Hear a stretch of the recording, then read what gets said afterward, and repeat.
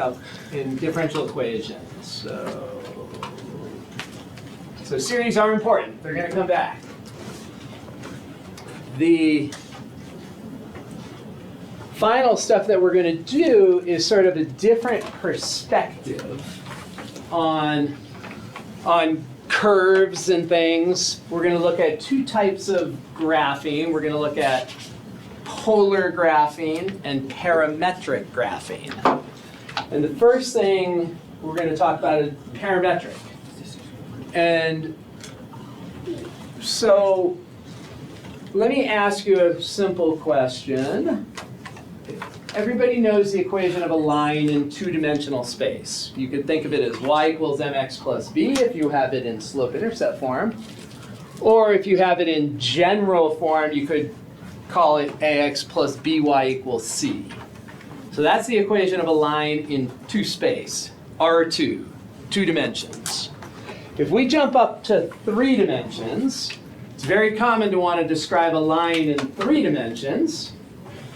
And so my simple question to you is, what is the equation of a line in three-dimensional space?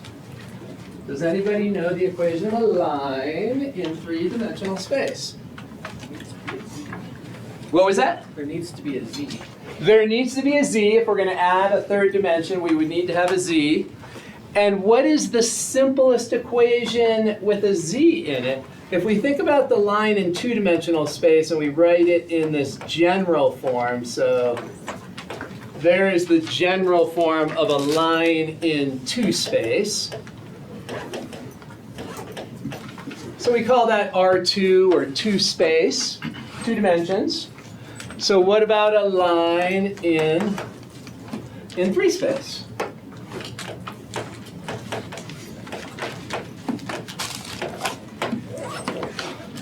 Any ideas for a line in three space? Going once, going twice, going three times, going four times. If you just add like a zd to it. Okay, Work. so the simplest equation in any space is a linear equation. Okay, linear equation means the variables have power 1. So this is going to be the simplest, the linear equation in three space. That's going to be the simplest equation in three space. Ax plus by plus cz equals d. The simplest equation in R2 is a line. Anybody know what the graph of this simplest equation in R3 is? A plane? It's a plane. It's a plane. It's not a line. So we are in trouble. Because that is a plane and not a line. This is a plane, not a line. So this is a huge problem because we describe lines in space all the time, right? Or curves in space, launching an object as a parabolic path, throwing an object, whatever, right? So if the simplest equation that we have gives us a plane, we need another way to create curves, another way to graph things. So a very simple motivation for why we need this new type of equation called parametric equations. All right, so with parametric equations, what we do is introduce a third variable called t. And we're going to do parametric equations in two-dimensional space. And then when you get into three dimensions, in Calc 3, you'll do it in three dimensions. But we're going to introduce the concept of parametric equations in two space, where you don't really need it. You could just use Cartesian. But we want to do it in two space where you understand things before you get into Calc 3 when you do it in three-dimensional space and you're launching projectiles. So what we do is introduce this t. Usually we think of it as time. And we're going to have x as a function of t, and we're going to have y as a function of t. So this t is going to be called a parameter. And again, we usually think of it as time. So time starting at 0, you launch an object, and the x-coordinates changing, the y-coordinates changing, and it gives you the path that the object, if you throw a ball or something, is following. Couple of things about parametric equations. One is that we can define an orientation, which we can't really do with Cartesian. So an orientation means as t is increasing, what direction is the point graphing the curve or the ball traveling along the path? So you can talk about the direction of increasing t. So that's kind of a convenient thing. How are we going to graph a parametric curve? So let me first just get down here. So here's an example of a set of parametric equations. So parametric equations will build a parametric curve, that's what we'll call it, just to distinguish it from a Cartesian curve. So how do we graph this set of parametric equations? Well, first we're going to eliminate the parameter t. If we eliminate the parameter t from this system, then we'll end up with an xy equation. We're very familiar with xy equations. So then we're going to graph the xy equation, aka the Cartesian equation or the Cartesian graph. Then we're going to look and see, hey, is there a domain that this parameter is restricted to? Then we're going to graph that. The parametric graph will always be a subset of the Cartesian graph. So when we look at this parametric domain, then we're going to figure out how we might have a restriction on the Cartesian graph. And then we're going to indicate the orientation. So those are the 5 steps. Let's leave those up there. So here we've got our parametric equations. One nice thing about parametric equations, another nice thing, is this. You see 2 equations. That means you're in 2-dimensional space. That is very different than Cartesian. If we're over here in Cartesian and I say graph x equals 1, because we often work in R2, you might be thinking vertical line. But there's nothing here that tells us what the space is that we're working in. If we are told that we are graphing in R1, well then x equals 1 is just a point. Right there, that's the graph if we're in R1. If we're told that we're in R2, then we have what most of you probably were thinking. You have this line at x equals 1. But we could be in R3. There's nothing about that equation that tells us what space we're in. And if we're in R3, the equation is actually going to be a plane, where that's 1 right there. This is the x-axis, this is the y-axis, and this is the z-axis. So there's no way to tell from a Cartesian equation what we call it the ambient space, what the space is that you're going to graph that equation in. So you just don't know. When you're in parametric, if you've got 2 parametric equations, that means you're in 2-dimensional space. It tells you, it reveals that information to you. If you have 3 parametric equations, you're in 3-dimensional space. And so that's very convenient. It's a nice added bonus to using these parametric equations. So our strategy then, step 1 says, eliminate the parameter. So it's a system of equations. We have to eliminate the parameter. And the hint here, Pythagorean identities might be helpful. Well, we know the basic Pythagorean identity is sine squared plus cosine squared is 1. So that's always true for every t. Well, x is cosine and y is sine. Bingo, we've eliminated the t. The t is now gone. Now, normally we would write this equation as x squared plus y squared equals 1. Of course, it doesn't matter. It's just addition, and you can commute with addition. There is the graph of the Cartesian curve. So we eliminated the parameter t by using this Pythagorean identity.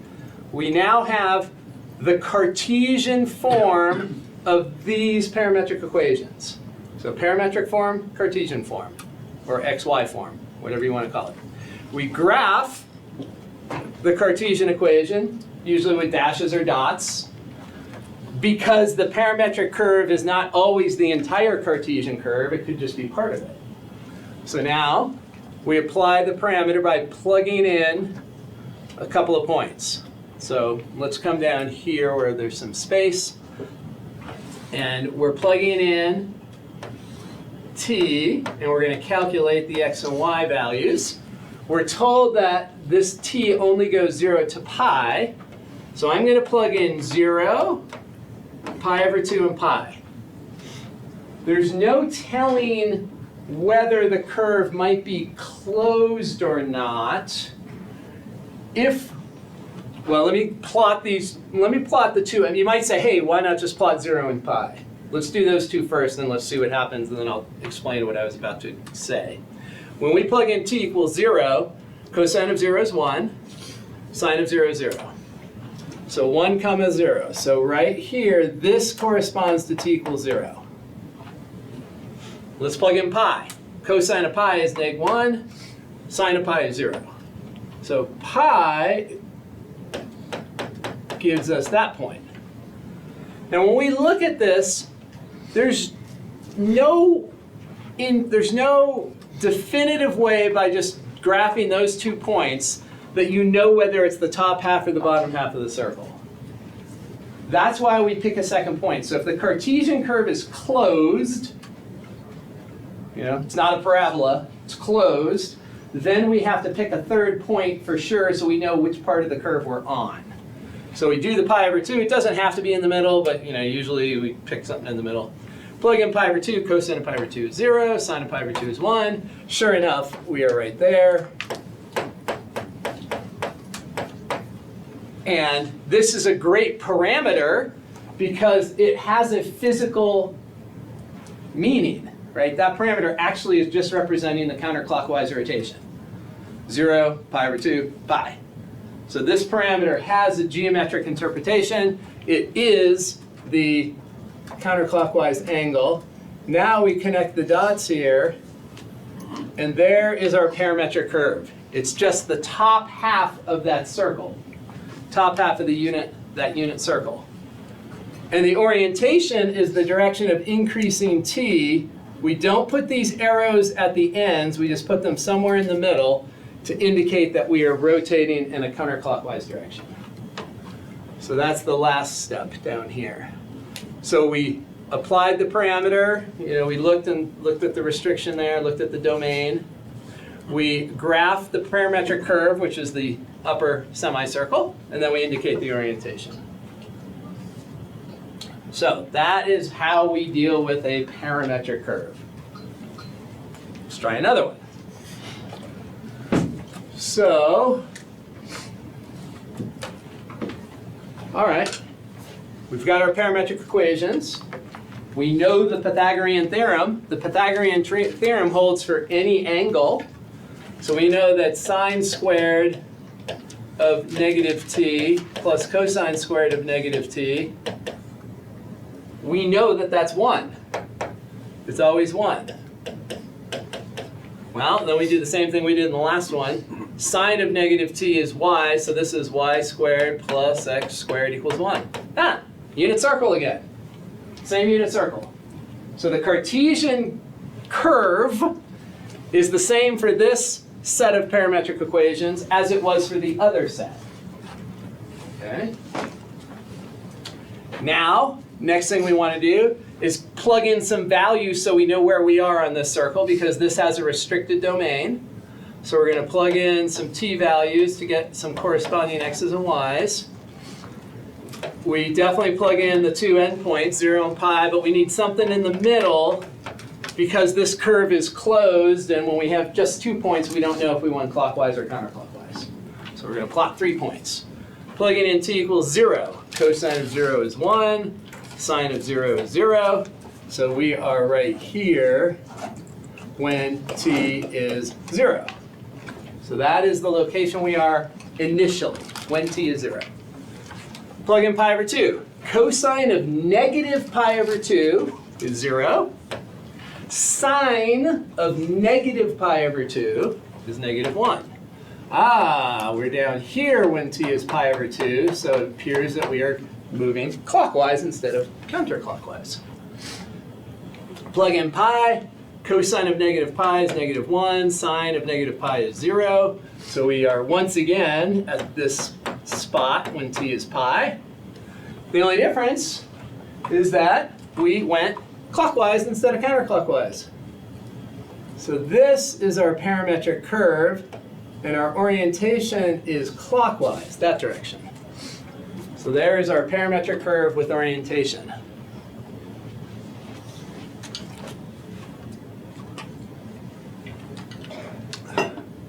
All right, you start to see the pattern here. It's like, oh gosh, when we eliminate t, once again, if we use the Pythagorean identity, and we plug in the sine and the cosine, sine is x, so we get x squared plus y squared equals 1. Same Cartesian curve. Another set of parametric equations that has the same Cartesian graph. Well, all right. So if there's no restriction here, we would get the entire circle. But there's a restriction. So we're going to do some graphing, some point plotting. Point plotting, t is, let's go 0, pi over 2, and pi once again. Okay, plug in 0. Sine of 0 is 0, cosine of 0 is 1. We are now here when t is 0. So there's our initial point up there. Plug in pi over 2. Sine of pi over 2 is 1. Cosine of pi over 2 is 0. So then we're at 1, 0 when t is pi over 2. And when t is pi, sine of pi is 0. Cosine of pi is -1. So 0, -1. This is where we are when t is pi. Okay. Again, the parameter does have a geometric meaning here. Here, the geometric meaning up top was clockwise rotation starting at 1, 0, starting at the x-axis. It's measuring the clockwise angle. Here, it's also measuring the angle. It's also measuring it clockwise, but it's measuring it from the North Pole as your 0. So this will be our parametric curve right there. It's a subset of our Cartesian curve, and the orientation is clockwise. So there we had 3 different sets of parametric equations, all with the same Cartesian graph, all with slightly different parametric graphs.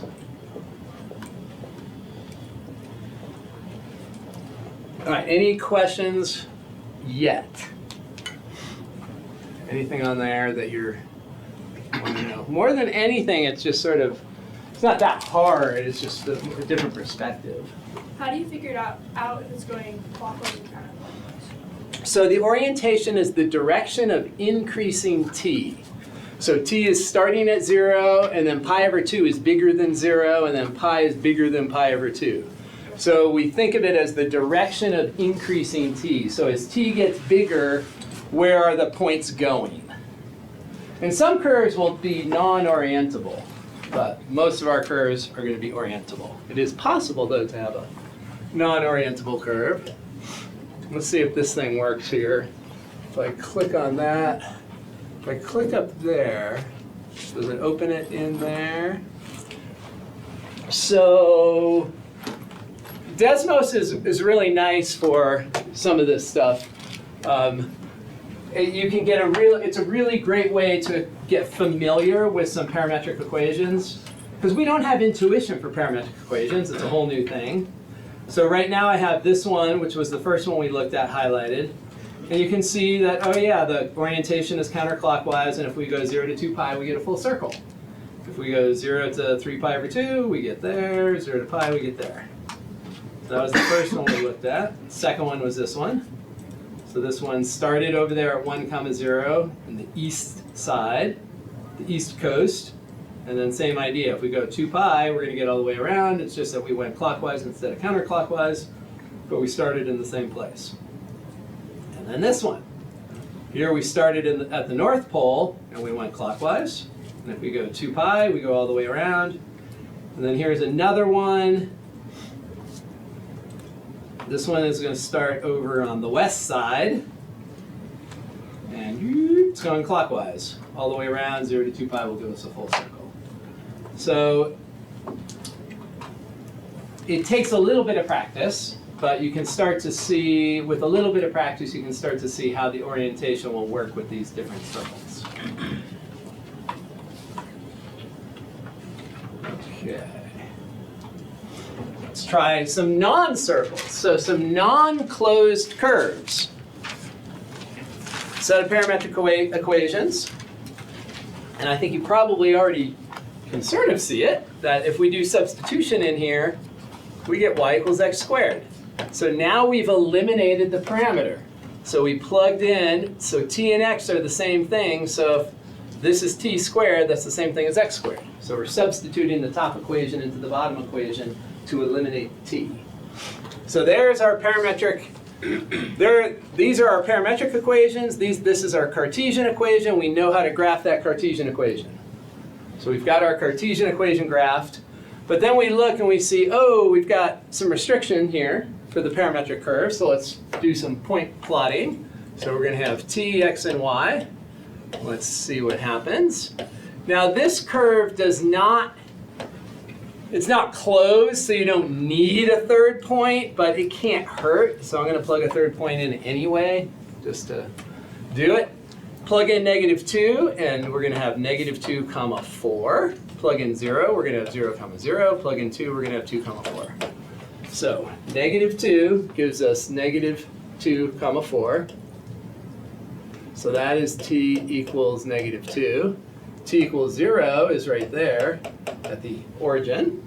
And then t equals 2 is up here at 2, 4. So here is our parametric curve is going to be that right there. It's going to stop there. And the orientation is this direction. And if we just went 0 to 2, we'd just have the right half of that parabolic curve. If we went -2 to 0, we'd have the left half. But that is the idea. So one thing that this sort of, hopefully, if you extrapolate from this, if you have a function, if you have y equals a function of x, you can always write it parametrically by letting x equal t and then y equal f of t. That's what this is showing us here, is that if we have a function, curve that passes a vertical line test, we could always make it parametric by letting x be t and then y be f of t. All right, let's try this one. Oh, well, lo and behold, we have the same Cartesian curve. Because if we substitute in here, we have that y is equal to t to the 4th, which is the same thing as t squared squared. Well, t squared is x, so we get y equals x squared. Same Cartesian curve. All right. Let's plot some points, and let's see what our point plotting yields. Again, let's go -2, 0, 2. Plugging in -2, we get 4, 16. Plugging in 0, we get the origin. Plugging in 2, we get 4, 16 again. So this is interesting. So t equals -2 is up here, right there. T equals -2. And then t equals 0 is bringing us down to here.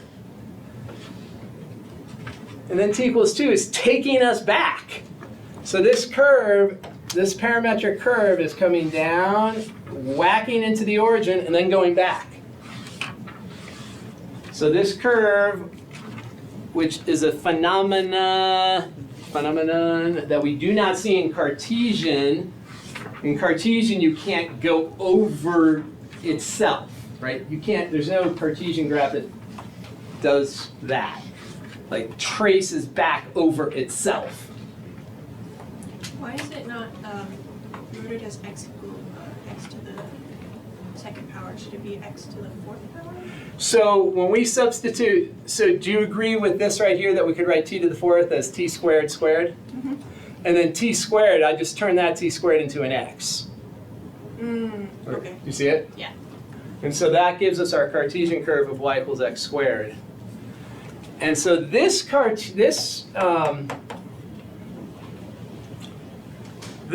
parametric curve is not orientable. So there's the curve right there. There's not a distinct direction because it depends on t. If we went from -2 to 0, the orientation would be down. If we went 0 to 2, the orientation would be up. But if we're going -2 to 2, there's a hidden point where it changes direction. So we can't look at that curve and say, oh, the points are being plotted, you know, because this is also t equals 2 up here. The points aren't plotted in just one direction. So it's non-orientable. If we restricted the domain a little more, we could make it orientable. Again, if we went -2 to 0, it would be this way. If we went 0 to 2, it would be that way. So it's not orientable. So this is another thing that's interesting that's a little deceptive. If we were asked to find the arc length of what we see, we would need to make sure to choose a parametrization that traces out the curve just once. If we're asked to find arc length and our chosen parametrization traces the curve twice, we are going to get 2 times the actual arc length of what we see.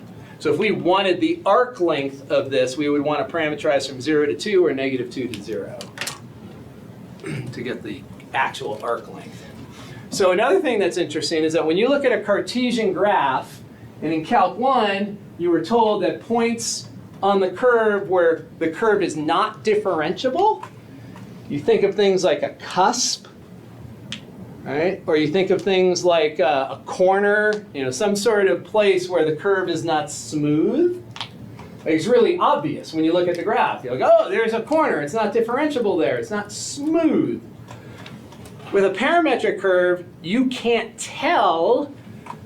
No, you can't tell just by looking at the curve. When you look at that curve, it's like, oh, that's smooth. It's got to be differentiable. Well, with this parametrization, it is not smooth because the curve goes down, hits that point, and then goes back up. That acts like a cusp or a corner, like on the absolute value function, where the curve comes down and it doesn't smoothly continue. It bounces in a different direction. So this parametrization would not be smooth. It's not differentiable.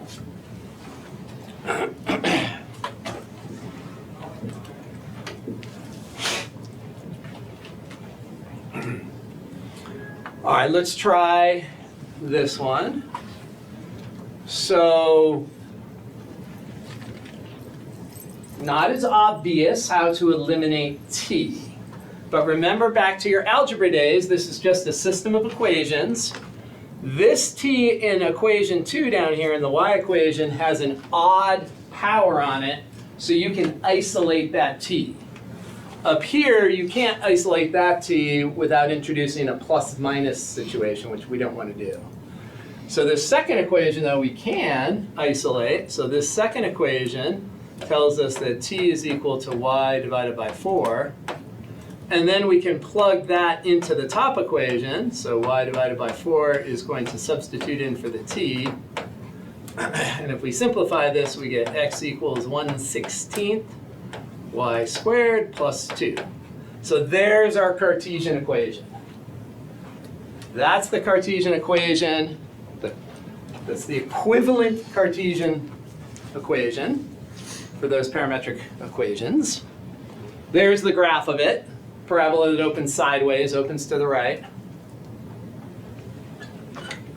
If we plot some points here, so our t, x, and y, we're going to go -4 and 4 for sure. I'm going to pick a point in the middle just because that's good practice. Don't actually have to have it in this case, but because that curve is not closed. So if we plug in -4 for t, we get 18, comma, -16. So 18, comma, -16. Here we are at t equals -4. That's where we're starting. Plug in 0, and we'll be at 2, 0. So here we are when t is 0. And then when t is 4, we're going to be at 18, 16. So we're up there. So our curve is in fact orientable, or parametric curve, and we are going in that direction. That's the direction of increasing t.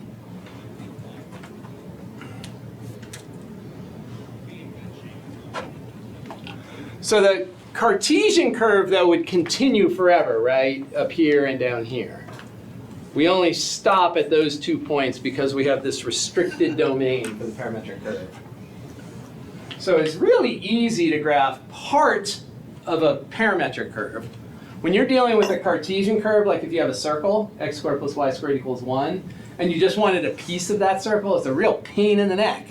You have to say, oh, y is positive or y is negative, and then we're only going to let x go from wherever to wherever. It's very hard to restrict the points on a circle or some other Cartesian graph. It's much easier in parametric to restrict your points. So let's up the ante a little bit with the circles.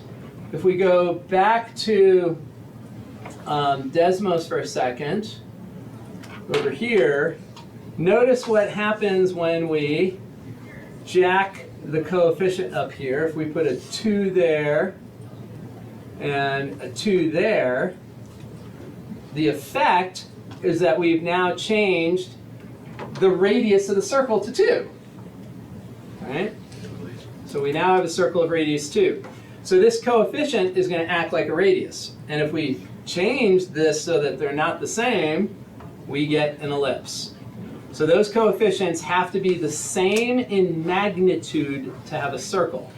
Like if I put a -3 here, we still do have a circle, even though that's negative. So if they have the same magnitude, you will have a circle. And you can see that the starting points are just going to be modified depending on the minus. The minus sign will modify them. Okay, so when we look at this guy, working in Desmos is nice because it helps to build your intuition. It's not the math. We still have to do the math. So we know that we see sine and cosine, so the first thing that should jump into our mind when you see sine and cosine is that.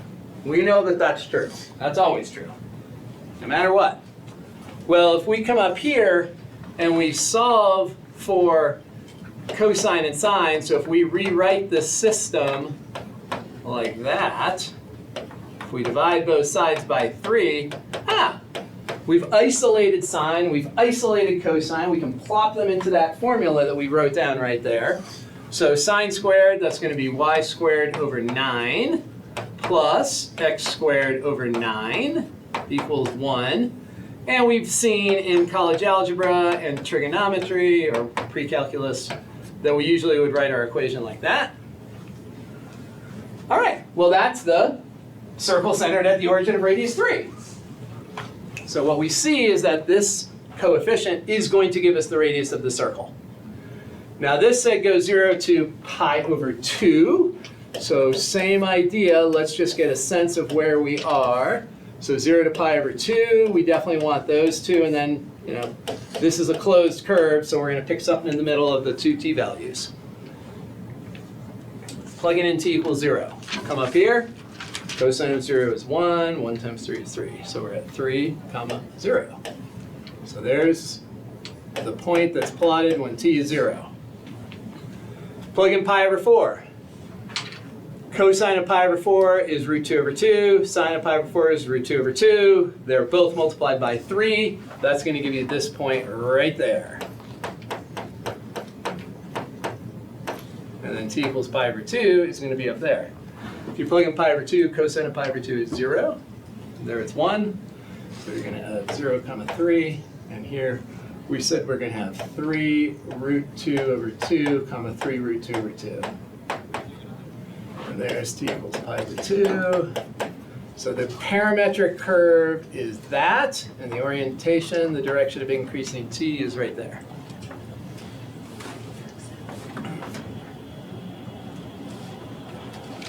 So parametric curves, that's how we deal with them. So we are looking at very friendly parametric curves right now, ones that we can convert to Cartesian and recognize the Cartesian graph easily. There are going to be all sorts of crazy parametric equations that you'd have to graph it in Desmos or somewhere because you can't easily eliminate the parameter. Many equations you can't. Okay, so, all right, you guys think about this and see if you can answer this one. So they're telling us what we want. So we want to find parametric equations. So see if you can look at what we've done, based on what we've done already, see if you can figure out what the parametric equations would be to satisfy what they're asking us here.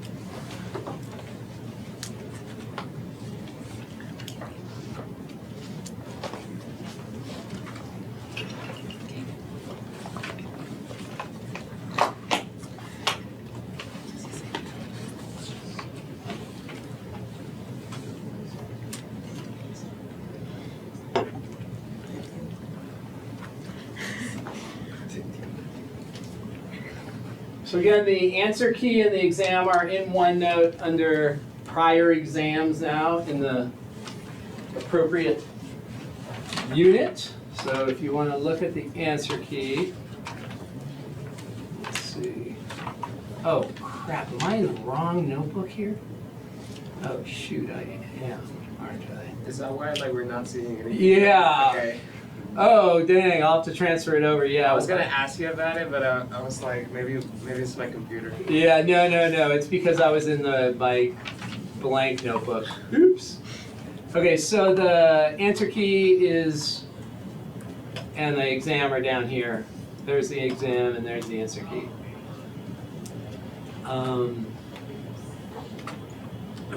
Let me just mention a couple of things while we're here.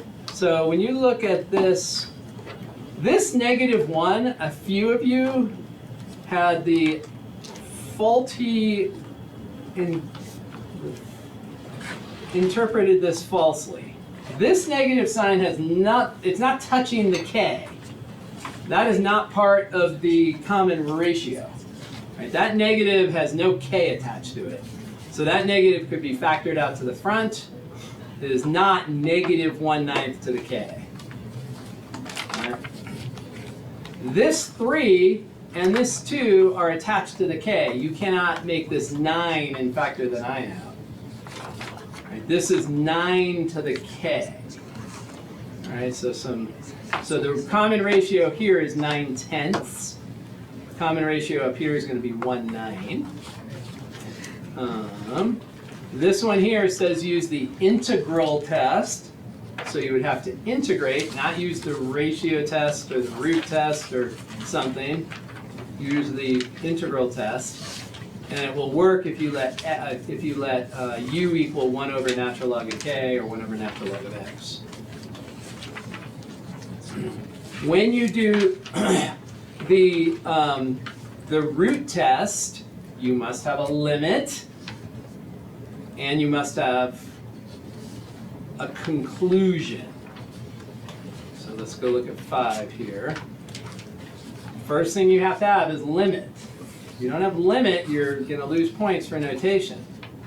You've got to have limit, and then you have to have a conclusion. And for the root of the ratio test, just like the geometric series, if your limit is bigger than 1, then you have a divergent series.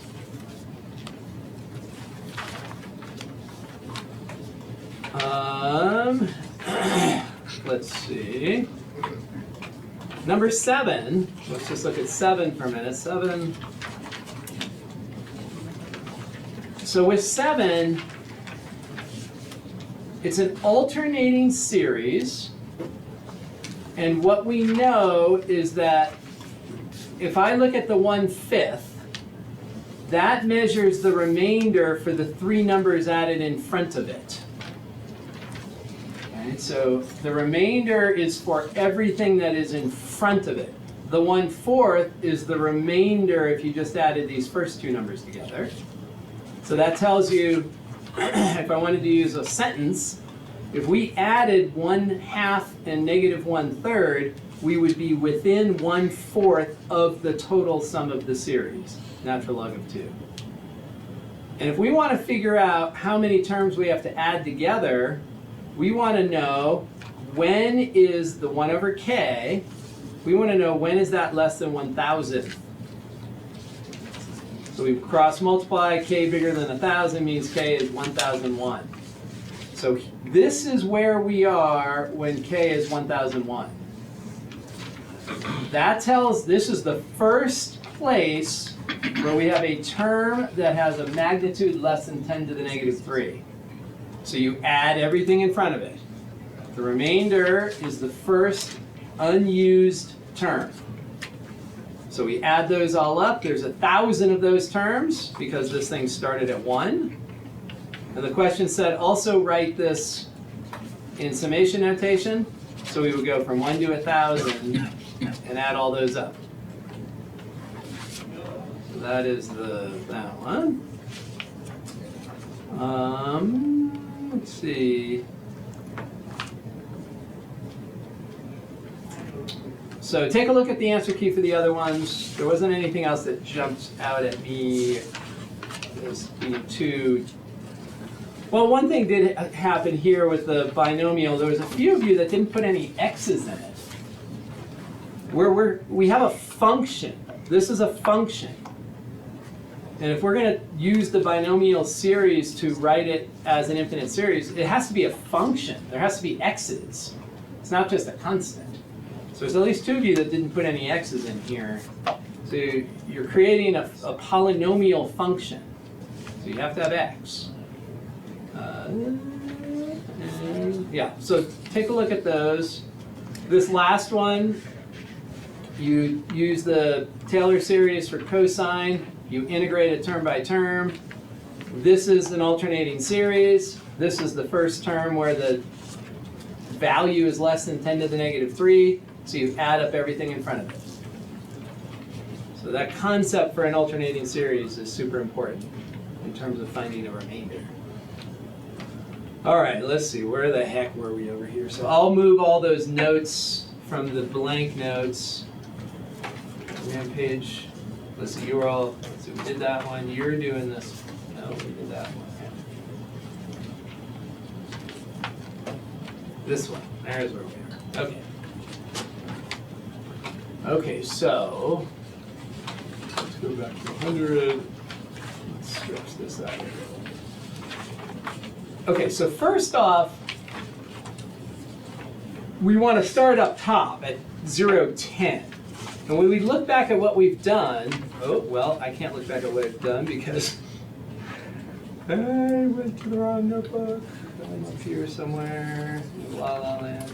So which one started on top? Let's go to these circles.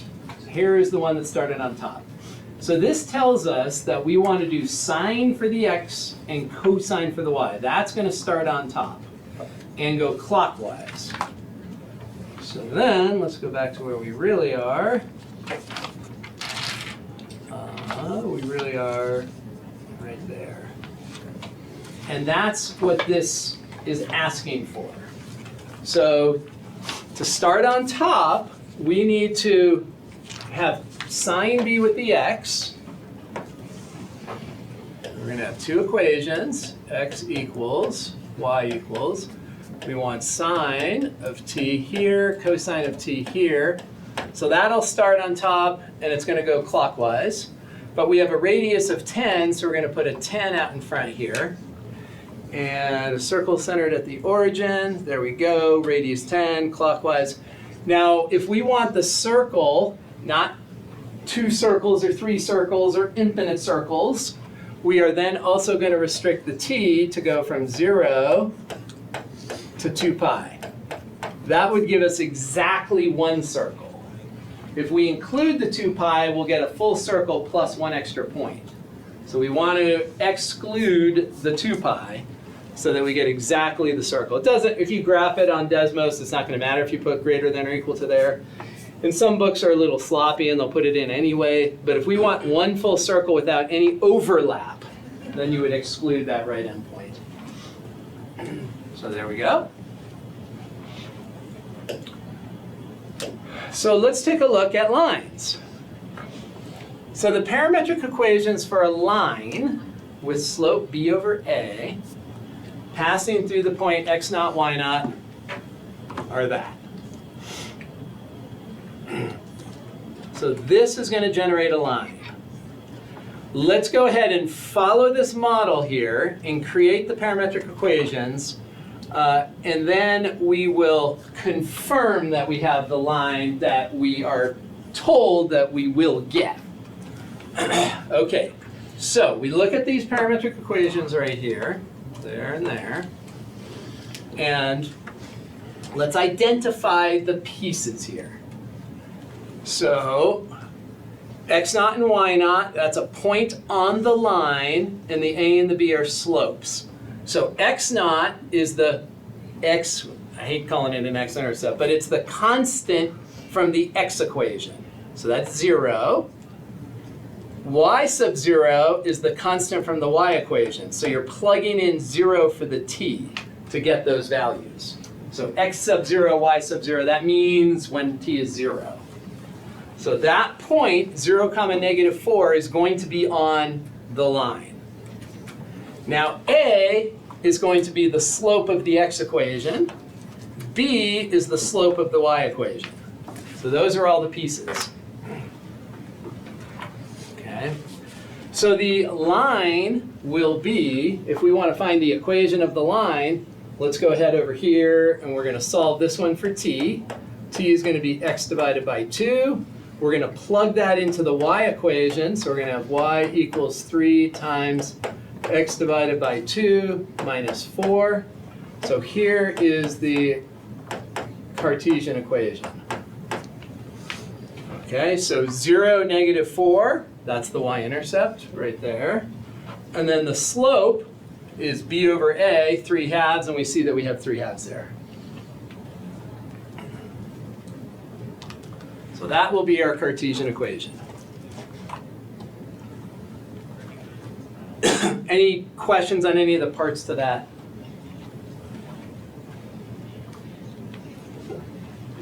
Now, one thing to note that here we do have a restriction on t, so let's see what that does for us. So if we come over and graph this line,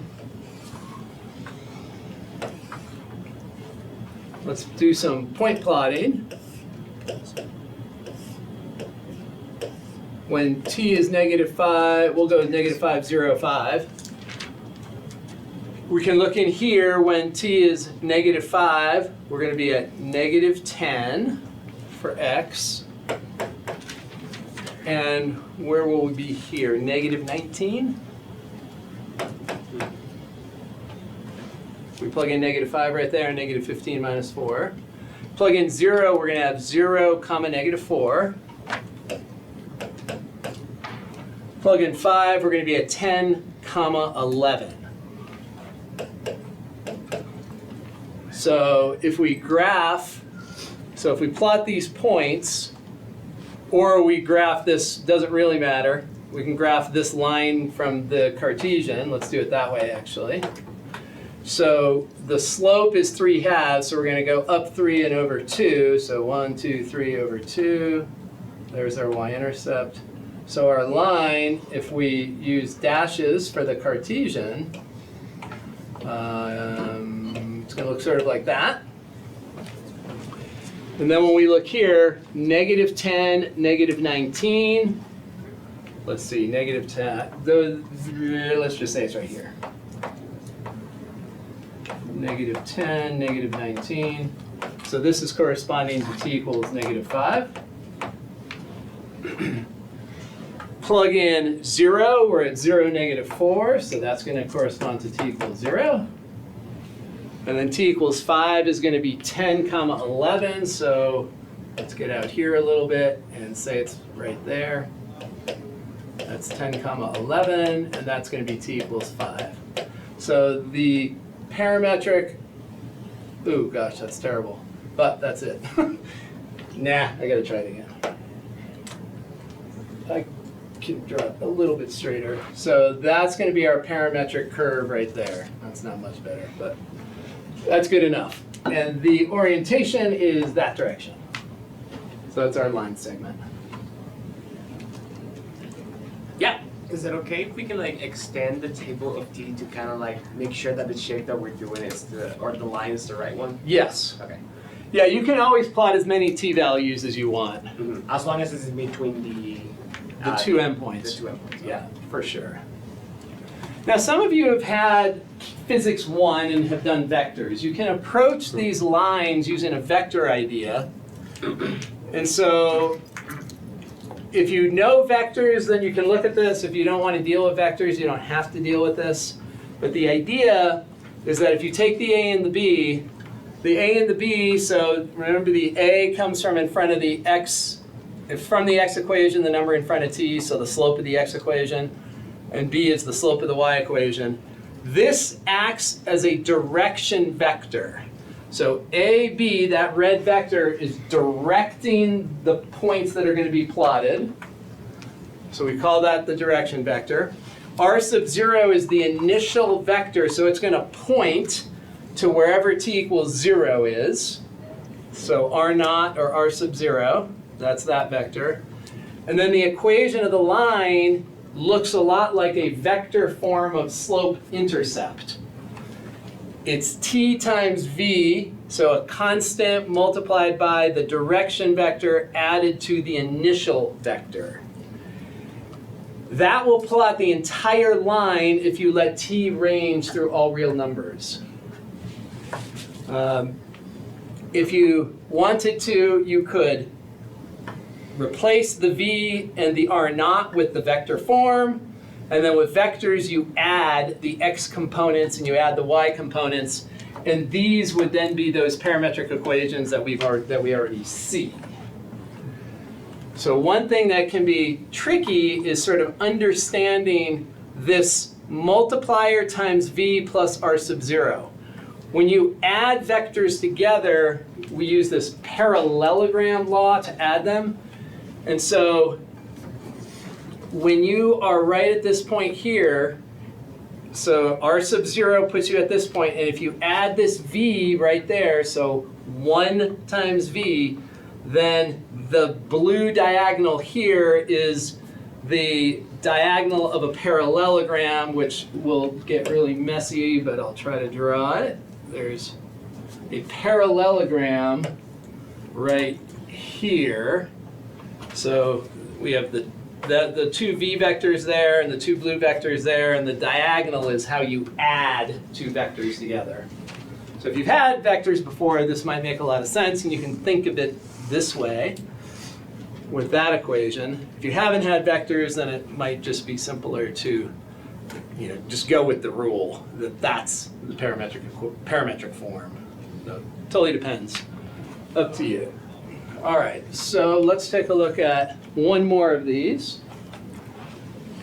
So go ahead and find x naught, y naught, a and b, and then graph this parametric line.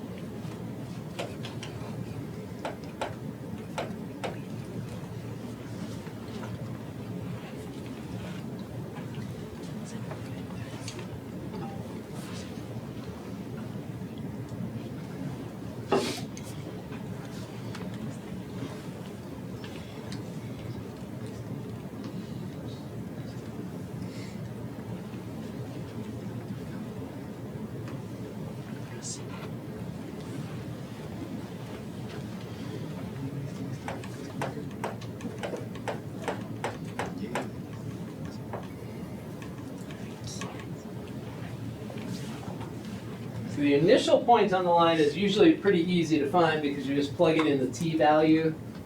So that t equals 0 value is giving you the sort of, you can think of it as the origin of the line that you're graphing.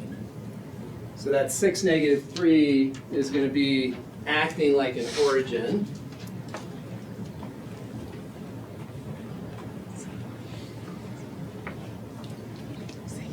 And then the slope of the line that we're finding is b over a. So if you've identified a and b properly, which are the coefficients of t, then b over a is -3. So this line is going to be dropping to the right. So we can graph it by, if we now know the slope is -3, we could go over 3, we could go over 1 up 3, and this would give us the line. So there's a picture of the Cartesian line. We can plot some points. So we have our two equations right there. Let's plot a couple of points or a few points. So t, x, y. And we'll go -4, 0, 4. Plugging in -4 is going to give us 10, comma, -15. Plugging in 0 is going to give us 6, comma, -3. Plugging in 4 is going to give us 2, comma, 9. So on our line, 10, -15. So 10, -15, we'll call it right there. And that's when t is equal to -4. T equals 0 is the 6, -3, which is right there. And then t equals 4 is 2, comma 9, which is going to be up here. And so then there is our line segment.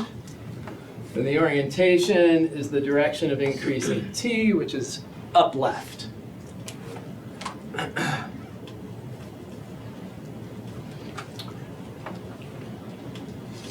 So that's looking at it purely parametrically. If we change it to Cartesian, we could do a couple of things. We could do what we've been doing, eliminate the parameter t, or you could use the point slope formula on these two things. Or you could use point slope right there because you have a point and you have the slope. When you said the point slope, is that like doing the writing the equation of the line? Yes. That would be 3x plus 15. So you could do that. So y minus -3 equals the slope times x minus the x coordinate.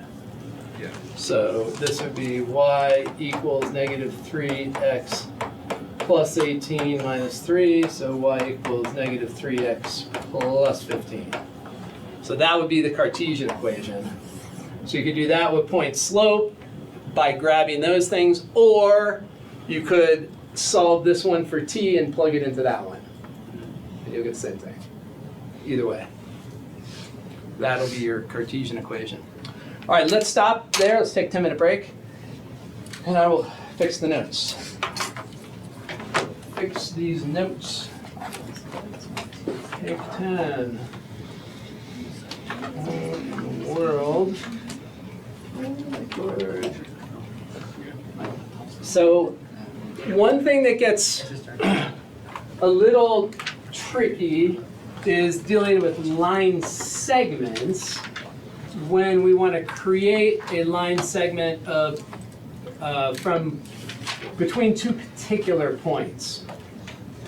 So let's suppose we have our 2 points, the initial point and the terminal point. We'll call them x0, y0, and x1, y1. Then if we do the vector approach thing, then we find the direction vector by taking the difference of the x's and the difference of the y's. The initial point, which will correspond to the initial vector, is x0, y0. And the terminal point over there is going to correspond to r0 plus tv if you let t go from 0 to 1. So in other words, if you don't want to deal with the vector thing, here's our summary. If we want to create a parameterization that goes from x0, y0 to x1, y1, that is the parameterization if we use the parameter on the interval 0 to 1. That will give us our line segment. So let's try it and confirm that that's what it does. So when we look here, our x0 and our y0 are 0, 0. That's where we're starting. And then our a is the difference between x1 and x0. So there's x1 over there, so it's 2 minus 0, which is 2. And then y1 minus y0 is 8 minus 0, which is 8. So this tells us then that our parameterization is going to be x equals, so we start with x0, and then we add t times, and that right there is a, x1 minus x0. So that's going to be 2 times t. And then the y is going to be y sub 0, which is also 0, and then t times b, which is 8t. So that is going to create the line segment from 0, 0 to 2, 8 if we let t go from 0 to 1. Let's check. So if we graph this set of parametric equations, we have that y equals 4x. If x is 2t and you multiply it by 4, you'll get to 8t. So that's going to be the Cartesian form. And let's just check. So if we plug in t equals 0, 0, excuse me, if we plug in t equals 0, we get 0, 0 right there. If we plug in t equals 1, we get 2, 8. 2, 8 will be right there. So that will be our segment. So we're on the line y equals 4x, so that will continue in both directions. But the segment from 0 to 1, plug in 0, we get that point, plug in 1, and we get the other point. So this will always be our parameterization of a segment if we go 0 to 1.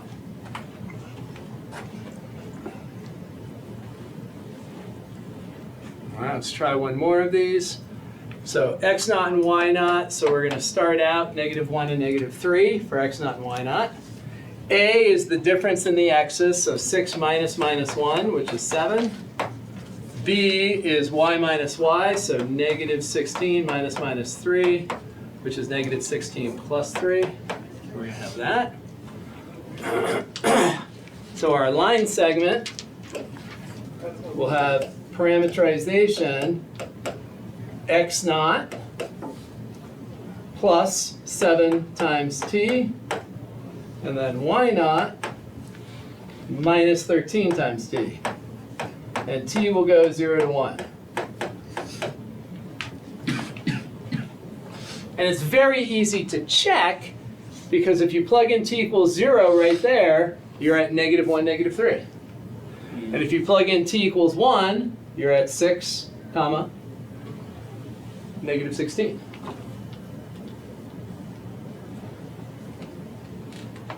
So those are our parametric equations for a line segment. Yeah? That can only work if it is from 0 less than or equal to t less than or equal to 1.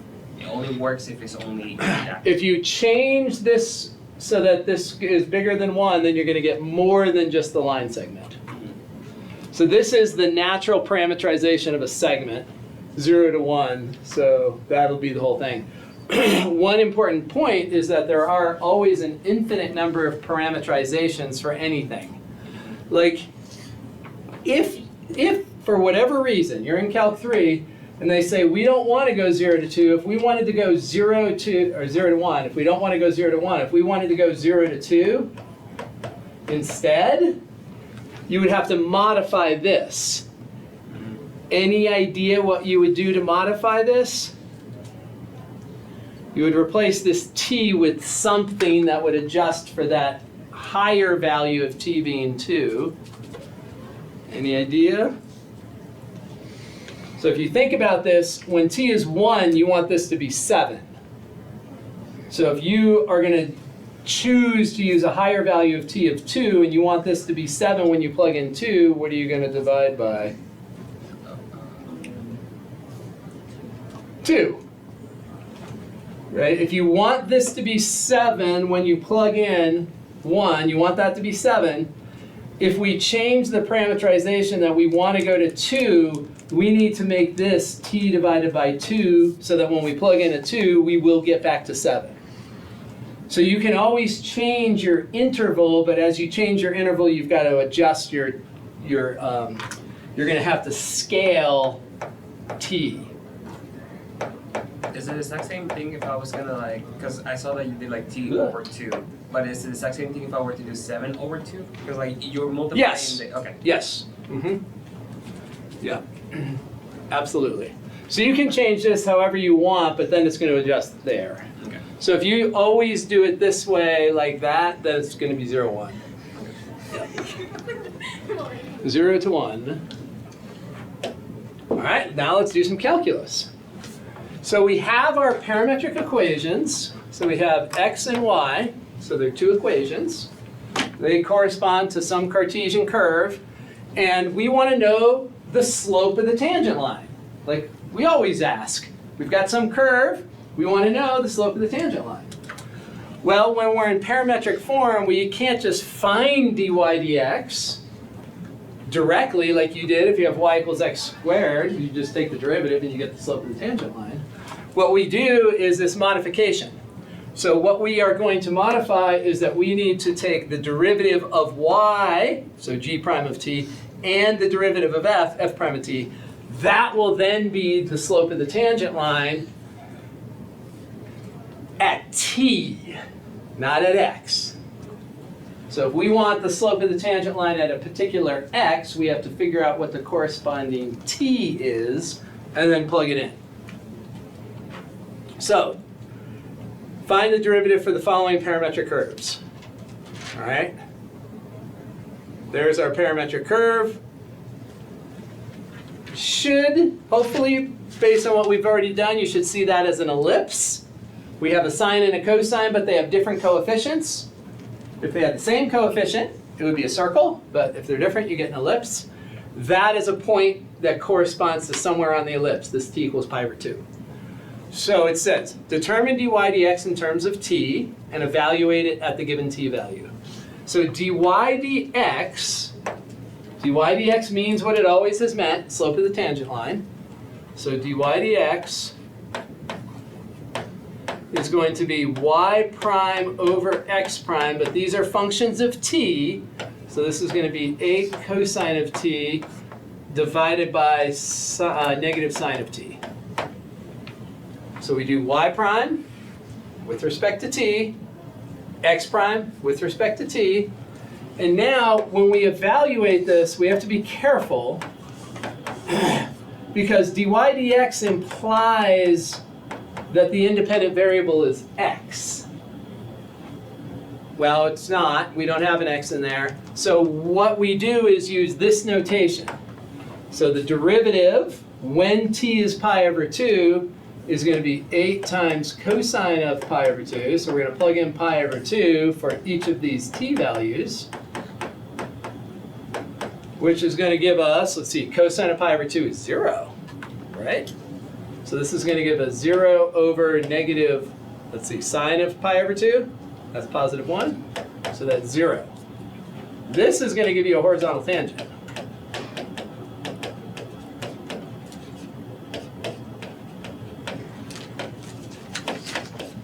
Slope is 0.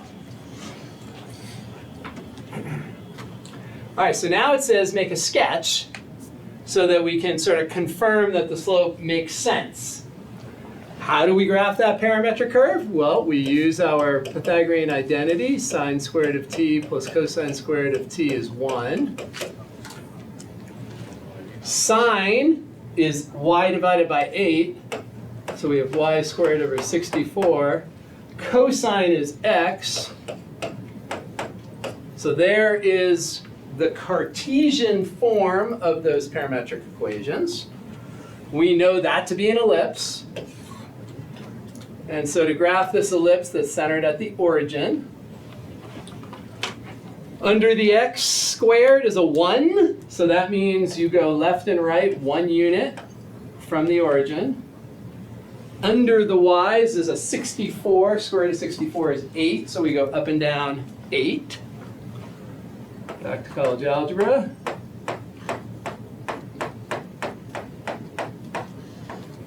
So there's the ellipse. That's our ellipse.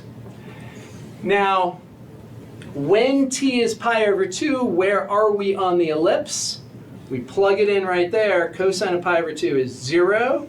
Sine of pi over 2 is 1, so we're at 0, 8. This is where we are when t is equal to pi over 2. And sure enough, the slope of the tangent line at that t value is horizontal. Or the slope is 0 because the tangent line is horizontal. So that all tracks. Yeah, Sebastian? Is it okay to modify the y squared divided by 64 plus x squared equals 1? So you can kind of like plug in the numbers and then you can plug in the graph. Right. So when you're graphing the ellipse? Yeah. So when you graph the ellipse, normally what we would do is plug in y equals 0 and you get x equals plus or minus 1. Oh, yeah. For those two. Yeah. Plug in x equals 0, multiply by 64, so you get y squared equals 64, so y will be plus or minus 8 when x is 0. Okay. Do you see it? If this is 0, then you get y squared equals 64, which means y is plus 8 or minus 8. How do you know that how do you know that it's plus 8 and minus 8? Remind me again. If we have y squared equals 64, and we take the square root of both sides, Okay. this is if you let x be 0. Oh, so it could be plus or minus. Yes. Okay. If you let x be 0, you would have a y value of positive 8 or negative 8. Okay. Gotcha. Okay, here's another one. So once again, we want dy dx, and dy dx means what it's always meant, slope of the tangent line. But we don't have a function of x, so we can't just differentiate directly. So we do this modified derivative, where we take the derivative of each of the parametric equations. So the derivative of y with respect to t, derivative of x with respect to t. And then we want the slope of the tangent line when t is negative 1, so we use this new notation where we say dy dx at t equals negative 1, that is going to be 3 over 2.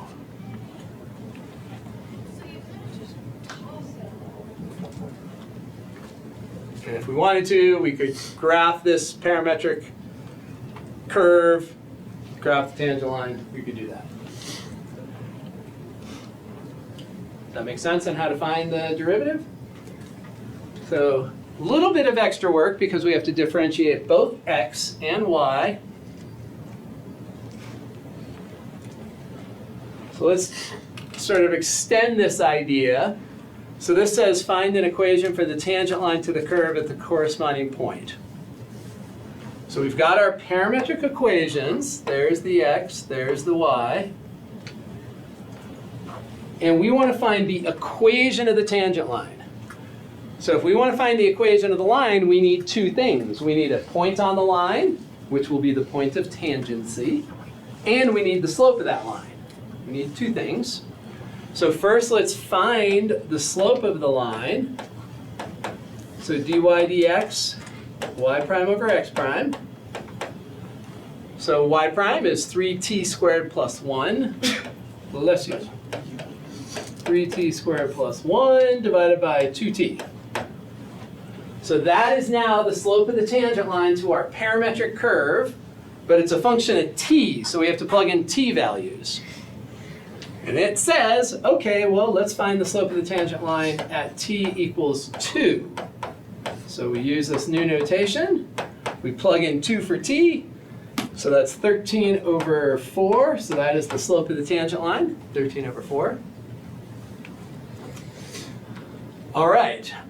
So the equation for the tangent line is going to be found with this slope and the point of tangency. To find the point of tangency, we need to know where we are when t is 2. So when you plug in t equals 2 into here, you get 3, comma, 10. So that's right here. So this is the point on the curve when t is 2. So we're plugging that t equals 2 value into the parametric equations to figure out where we are on the curve. This is then the slope of the tangent line at that point. So if we draw our tangent line right there,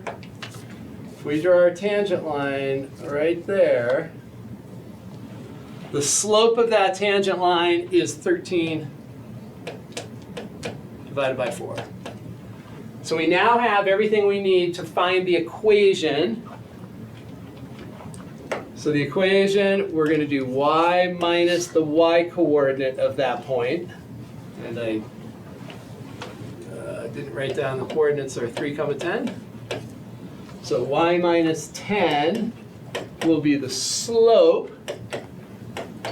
times x minus 3. So that's the point slope formula.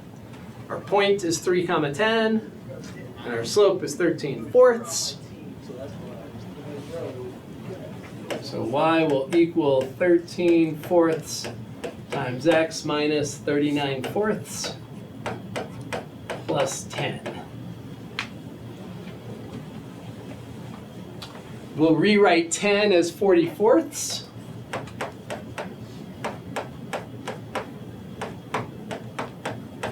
(40/4 minus 39/4 is 1/4.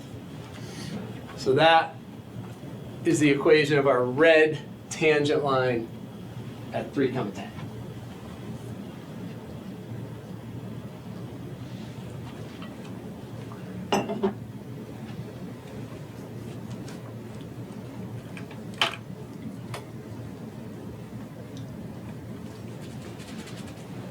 Let's try.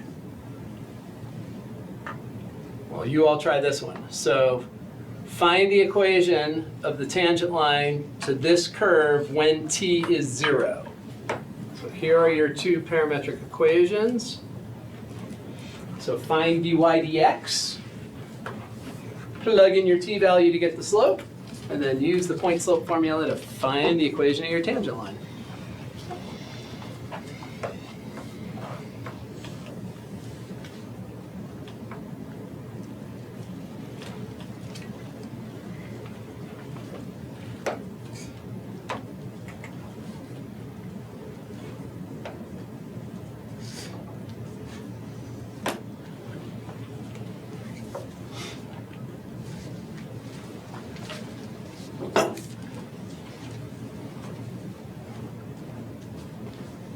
Know if you have any spots of stuckness.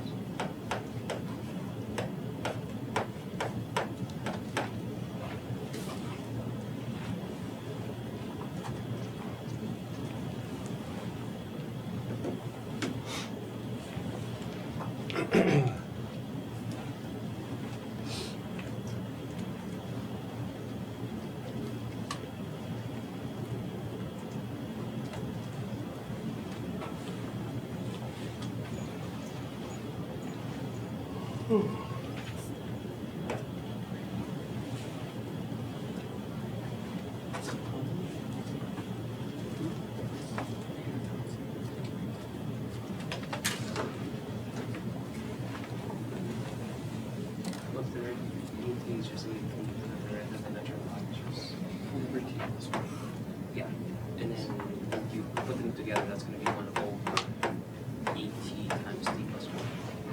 So the derivative of y, 1 over the inside, times the derivative of the inside, which is just 1. And then x prime is e to the t. So this is our formula for the slope of the tangent line.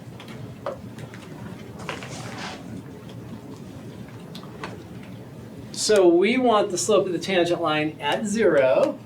So all we have to do is plug in 0 there.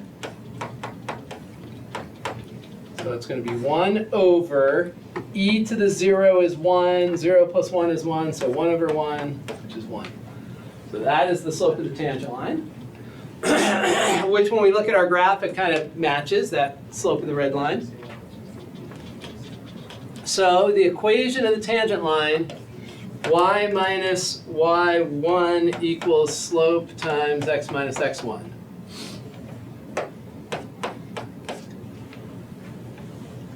In order to know the coordinates of this point of tangency, we plug in the 0 right here. E to the 0 is 1. Natural log of 1 is 0. So that point is 1 comma 0. That's the point on the curve when t is equal to 0. So now we just plug and chug y minus 0 equals the slope times x minus 1. Point slope formula. So y is equal to x minus 1. That is the equation of the tangent line.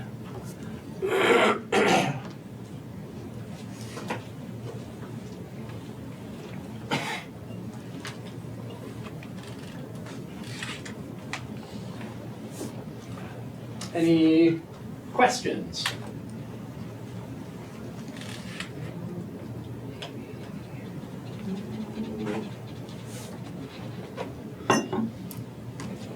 So we find our derivative, find the point, and once you have slope and point slope formula. This is totally fine as long as the derivative of the denominator does not equal to 0, correct? Correct. And if x prime were 0, then you're going to have a vertical tangent line. if it was equal to 0, would we have to use other methods to be able to find the tangent? Is it like from the previous ones that we have done? That we could So use, for or- example, if we look at the prior one, if we had this situation,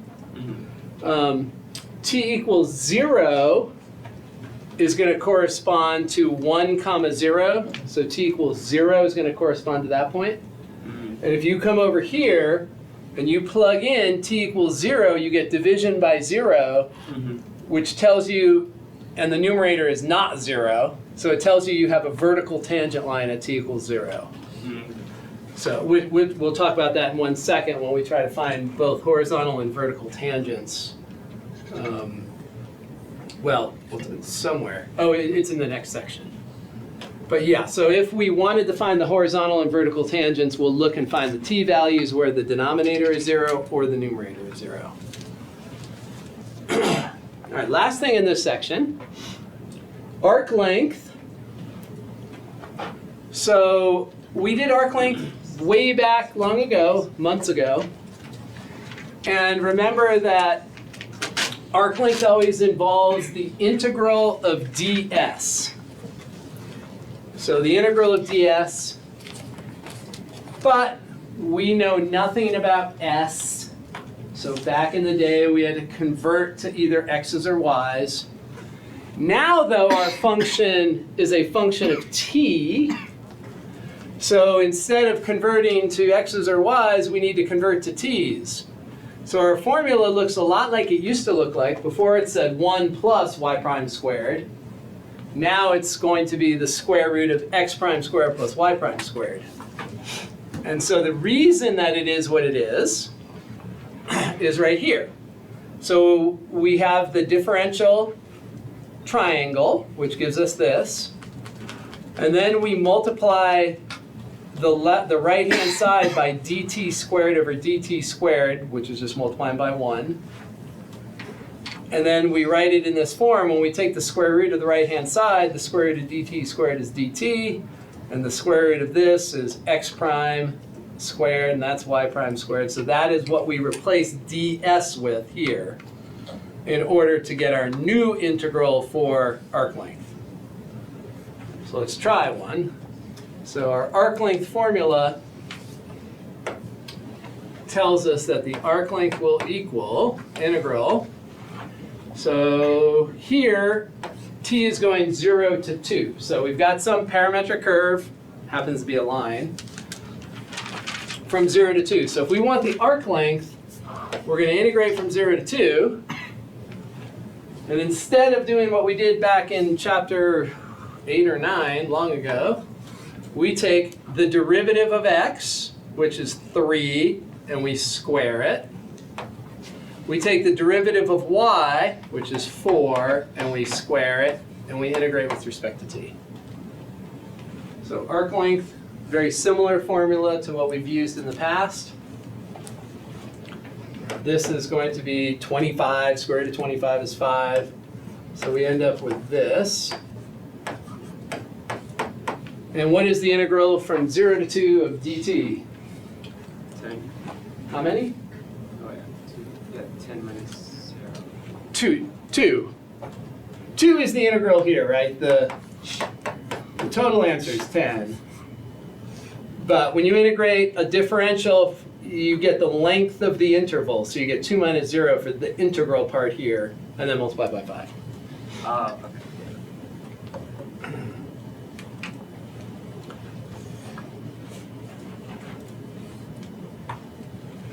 So let's find some arc length of some circles. So here we have a shifted circle. If it was just 3 cosine, 3 sine, it would be centered at the origin. But it's not. We have an extra 1 added to the y coordinate, so that changes the center to 0, 1. Okay, so arc length from 0 to 2 pi. We're just finding the perimeter of the circle or the circumference of the circle. So square root, take the derivative of x, negative 3 sine of t, and then square it.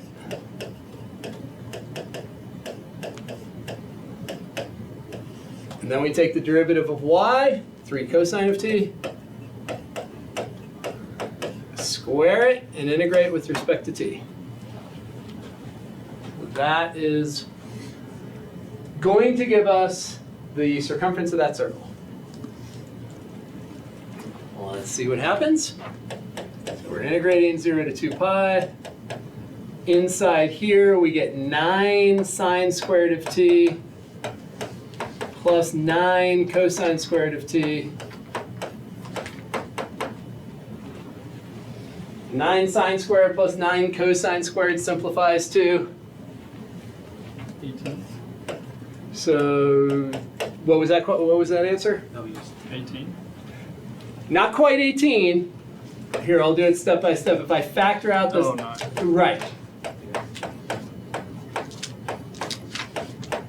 So if we factor out the 9, sine squared plus cosine squared is 1, so that all simplifies to 9. And the square root of 9 is 3. So we end up with 3 integral 0 to 2 pi of dt. And the integral dt 0 to 2 pi is? So we end up total with 6 pi, yes. So this will be 3 times 2 pi, which is 6 pi, yeah. Yeah, just make sure it's clear that if you integrate the differential, the integral part there is 2 pi. You get the upper minus the lower. And that's what we would expect, 6 pi. Circle of radius 3. All right, this one's, we're not even convinced this is a circle when we look at these parametric equations. It's not obvious that this is even a circle. Looks kind of weird. Looks like a circle on the graph, but who knows? We would have to prove that it's a circle. Okay, so let's go. So let's do this step by step. X prime is going to be minus sine of t minus cosine of t.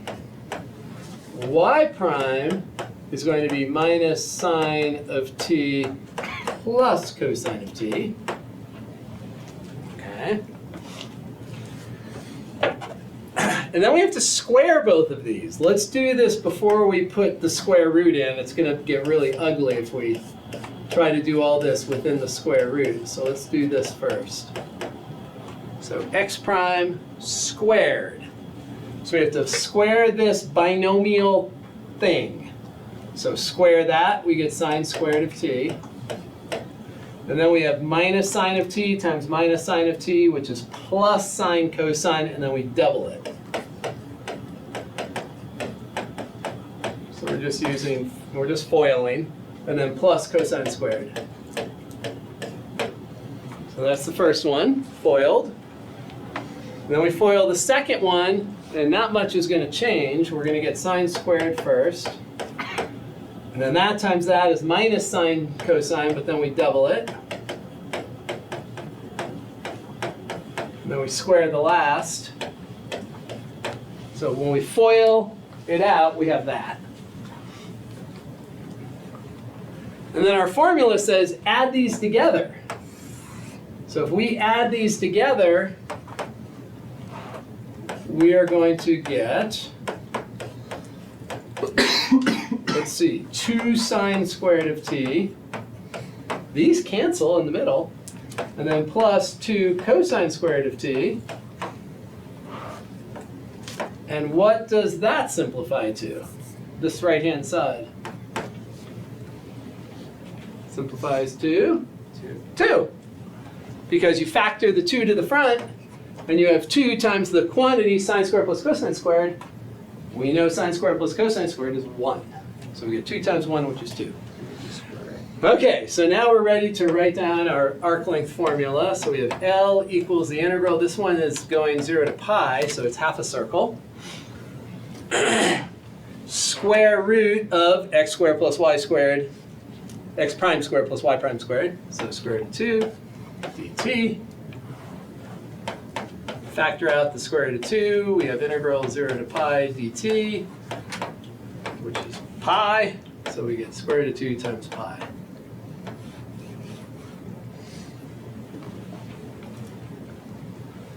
So that is the half the perimeter of that circle, assuming it's a circle, which we didn't show.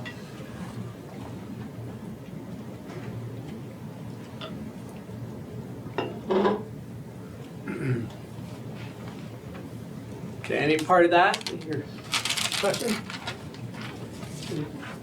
Anything makes you squirm? All right. So let's talk about polar coordinates for a second. So we now know parametric equations and how to do calculus with parametric equations. Parametric equations. There's a connection between polar and parametric that we're going to see in a minute. But first, let's talk about polar. So when we have a coordinate system, which the only one you're familiar with right now is the Cartesian coordinate system, where x measures horizontal and y measures vertical. That is not always the best coordinate system to label points.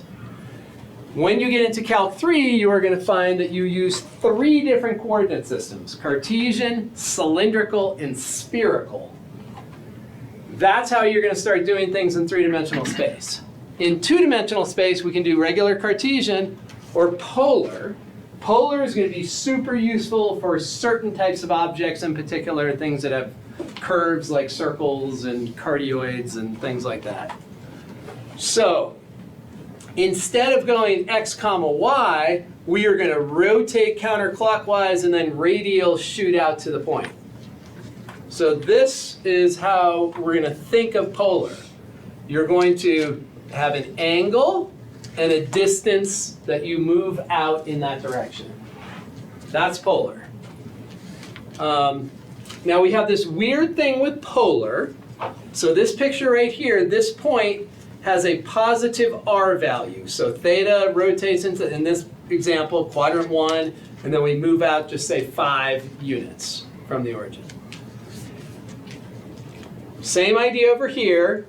If we're in quadrant 1, where R is positive, theta is positive, you can do this weird thing by having a negative radial value.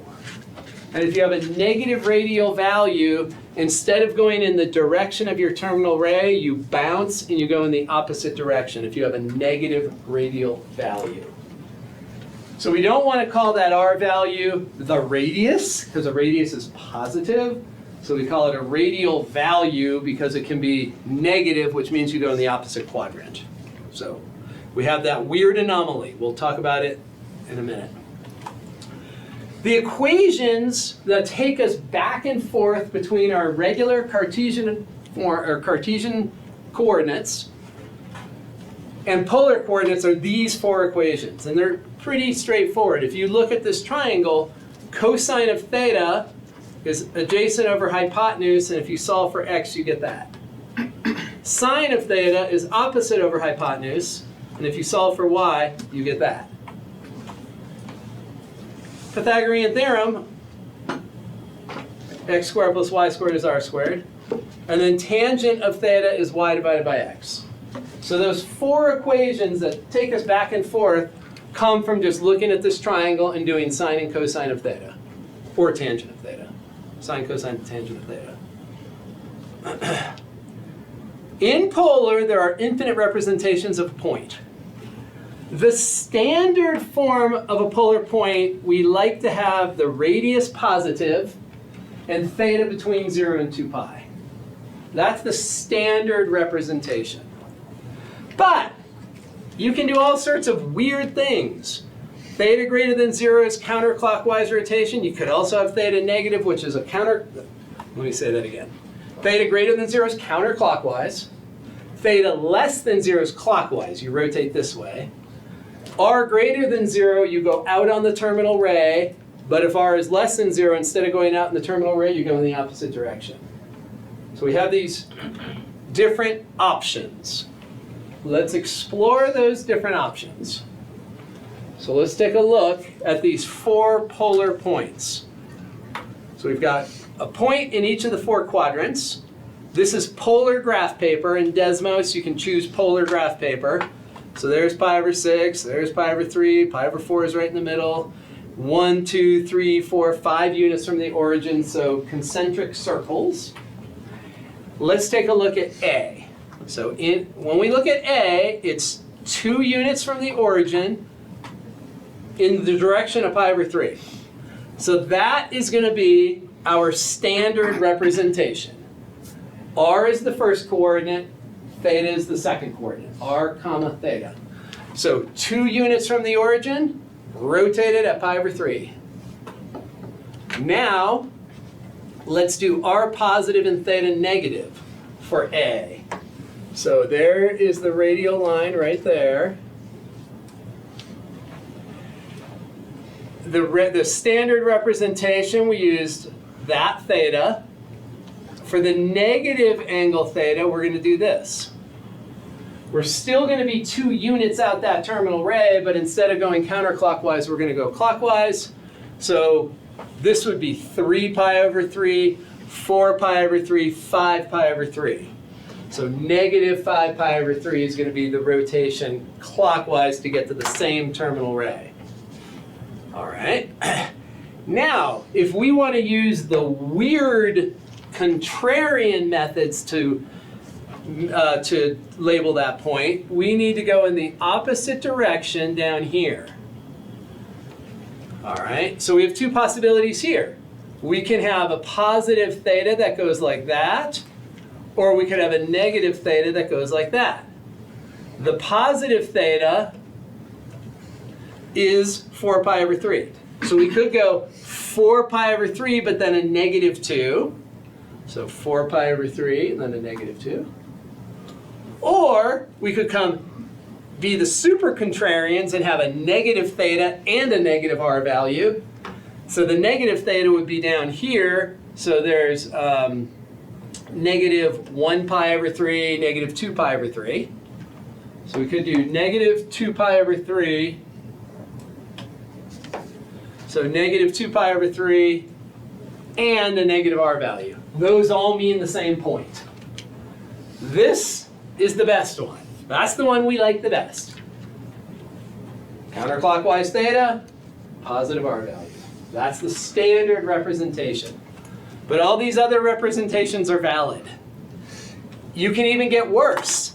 You could start adding 2 pi rotations and get to the same point.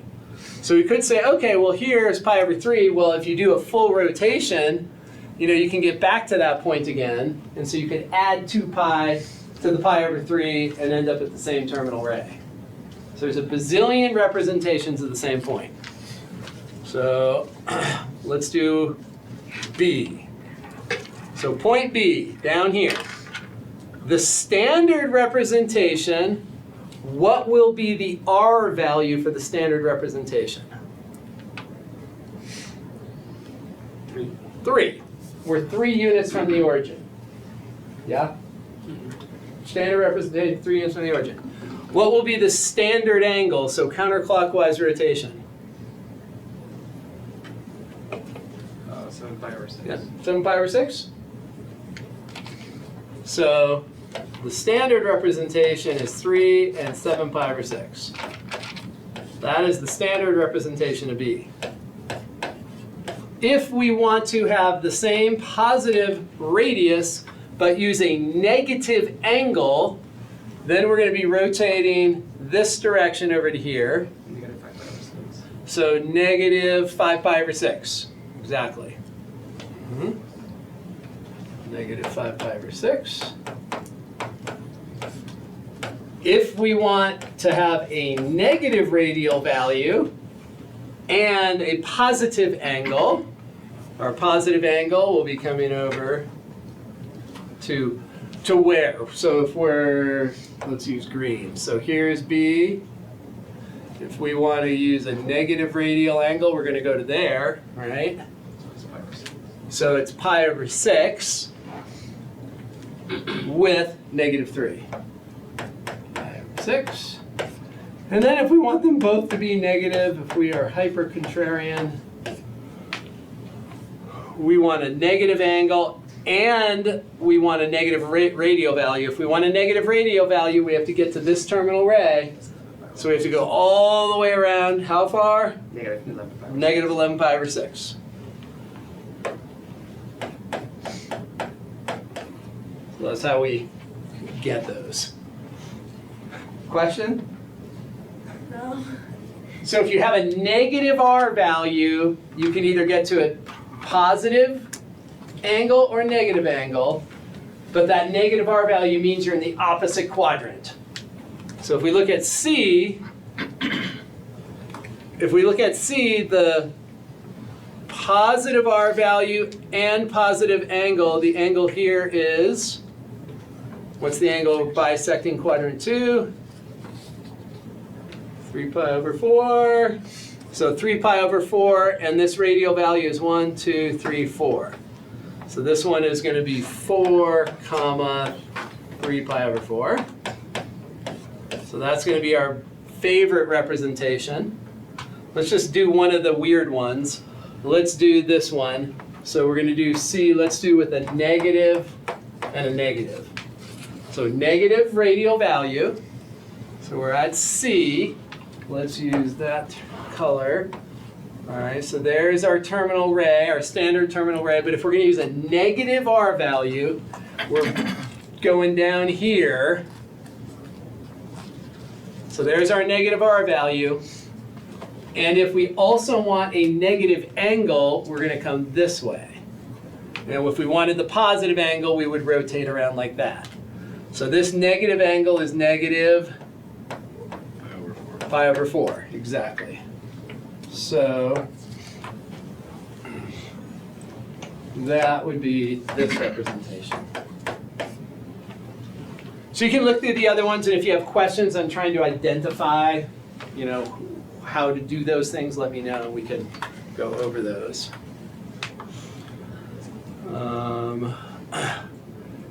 Let's do, so that's how you deal with polar points, polar coordinates, and Cartesian coordinates.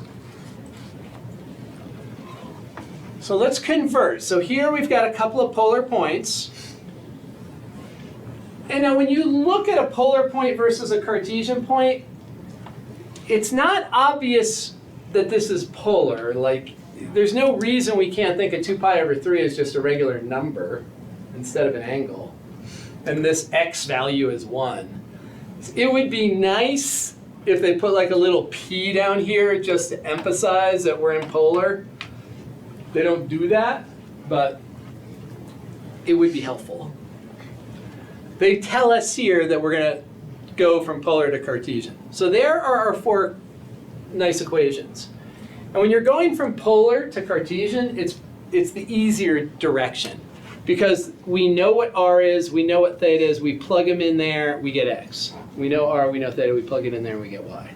So this is the easier direction. So here we're at 1 comma 2 pi over 3, so we are right here. There's 1 comma 2 pi over 3. Ain't that supposed to be a little higher though? Oh, that's not 1. Thank you. That's a happening thing. Yeah, that's not 1. So 1, and what was it, 2 pi over 3? So right here. Yeah, thank you. So right there. So 1 comma 2 pi over 3. So x is going to be r, which is 1, times cosine of 2 pi over 3. Cosine of 2 pi over 3 is negative 1/2. So this is going to be negative 1/2. And then y is r times sine of 2 pi over 3. Sine of 2 pi over 3 is root 3 over 2. So our coordinates are going to be negative 1/2 comma positive root 3 divided by 2. So that will be our, our Cartesian representation.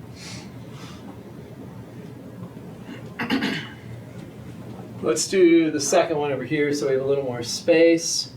So x is going to be r, which in this case is negative 4, times cosine of 3 pi over 4. Okay, that's negative 4. Cosine of 3 pi over 4 is negative root 2 over 2. So this is going to be positive 2 root 2. And let's put this point on the board here. So 3 pi over 4, that's right here, but we have a negative r value, so we're coming down here to right there. Okay. The y coordinate will be r times sine of theta, so sine of 3 pi over 4. So negative 4, sine of 3 pi over 4 is positive root 2 over 2. So this will be negative 2 root 2. Yeah? Is it okay for me to think like if the radius is equal to 1 and the angle is a known radian, couldn't I just substitute the Unit circle. coordinates from the radian circle that we always like to memorize? Yeah, the unit circle, yep. Okay. Mm-hmm. Mm-hmm. For sure. So the ordered pair here then, and does this make sense when you look at the graph that this would be the ordered pair? You're in quadrant 4, and you're on the bisecting ray in quadrant 4, so the x and the y should have the same magnitude, 2 root 2 and 2 root 2. Now let's go the other way. 1 and root 3, that's in Cartesian. And here, it's a little bit more work because we need to find, we know the x and the y, and we have to find the r and the theta. Well, this has both r and theta unknown, so these aren't great equations to go backwards from from Cartesian to polar, because we have 2 unknowns in both of those. So if we look at these, we can find r and theta with those. All right, so let's slide up a little bit. Okay, so we know that x squared plus y squared is r squared. We know that x is 1. We know that y is root 3. So 1 plus 3 equals r squared. So r will equal plus or minus 2. Okay. And then tangent of theta is y divided by x. So what is theta? They're both positive, plus or minus. Pi over 3.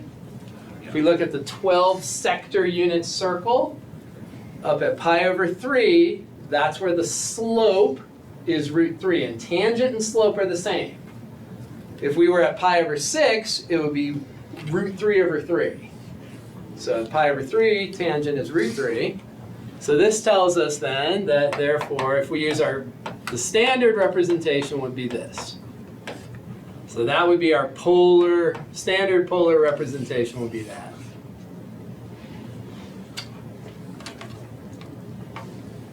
All right, let's try this one.